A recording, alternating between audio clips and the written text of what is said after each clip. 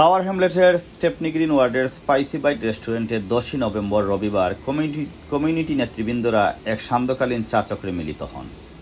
Stepney green ওয়ার্ডের বাসিন্দা community ব্যক্তিত্ব দেলোয়ার হোসেনের সৌজন্যে উক্ত চা চক্রে উপস্থিত ছিলেন টাওয়ার হ্যামলেট কাউন্সিলের সাবেক কাউন্সিল লিডার হেলাল উদ্দিন আব্বাস ও টাওয়ার হ্যামলেট লেবার পার্টির বর্তমান লিডার কাউন্সিলর সিরাজুল ইসলাম। এছাড়াও উপস্থিত ছিলেন বেতনাগিরি ইউনিয়ন স্টেপনি সিএলপির vice chair Najma Hossain, Banglatown ওয়ার্ডের সাবেক councillor Saad Chowdhury, Bethnal Green west ওয়ার্ডের সাবেক councillor Tariq Khan, CLP women ব্রাঞ্চের chair Shahida Rahman, Lansbury ward Labour পার্টির vice chair Delwar Hossain, Bethnal Green east Labour party ওয়ার্ডের chair Anwar Mia, Whitechapel ward Labour পার্টির সেক্রেটারি সুয়েজ মিয়া, সেন্ডারস্টোন ওয়ার্ড লেবার পার্টির secretary Abdur Rob Raju, Bethnal Green west Labour party নেতা মিসবাহুল হক মাসুম ও স্পাইস রেস্টুরেন্টের স্বত্বাধিকারী